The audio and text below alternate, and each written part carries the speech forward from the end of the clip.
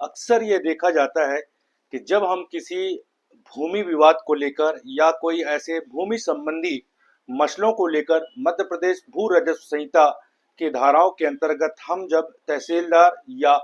SDM या SDO के समक्ष आवेदन प्रस्तुत करते हैं, तब हमें समन जारी किया जाता है दूसरे पक्ष को बुलाने के लिए। तो समन के क्या तरीके होंगे, समन को किस तरीके से जारी किया जाना चाहिए, कौन सा समय ऑथेंटिकेटेड होगा, यह सब हम चर्चा करते हैं। तो नियम 4 ये कहता है कि प्रत्येक समन की तामील ऐसा होगा जो कि 2 प्रतियों में होगी। 2 प्रतियों में इस तरीके से होगा कि उस व्यक्ति को जिसको बुलाना होता है उसका नाम स्पष्ट अक्षरों पे लिखा रहे, और इसके बाद वह उस व्यक्ति को ही तामील किया जाए जिसको बुलाना होता है, या फिर उसके जो है अभिकर्ता मान्यता प्राप्त अभिकर्ता के माध्यम से भी उसे समन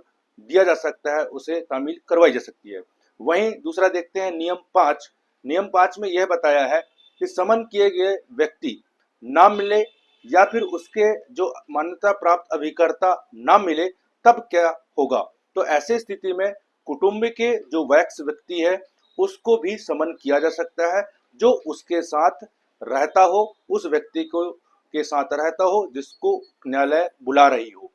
वहीं देखें तो सेवक को समन नहीं दिया जा सकता, सेवक को कुटुंब के व्यक्ति के अंतर्गत नहीं रखा गया है। वहीं नियम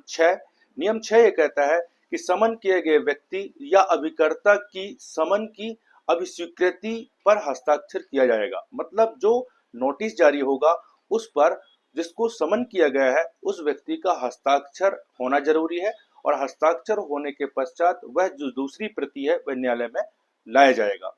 अब यदि जो मैंने बताया उन विषयों को पर यदि व्यक्ति को प्राप्त नहीं किया जा सकता, व्यक्ति नहीं आता न्यायालय पर या वह नहीं मिलता, तो ऐसी स्थिति में उसके जहां निवास कर रहा है उसके स्थान पर, लोक स्थान पर उसे चस्पा कर दिया जाएगा। चस्पा करने के बाद या फिर जो व्यक्ति उसके संपर्क में है वो उसको उसका हस्ताक्षर लेना आवश्यक होगा और उसको तामील की जाएगी।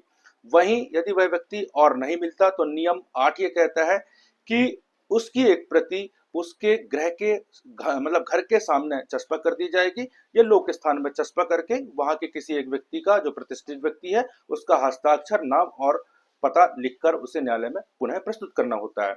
अब दोस्तों यह है कि यदि इन चीजों पर यदि नहीं होता, माना कि जो व्यक्ति को समन करना है वह जिला से बाहर है, तो जिले के कलेक्टर के माध्यम से उसे आहूत किया जाएगा।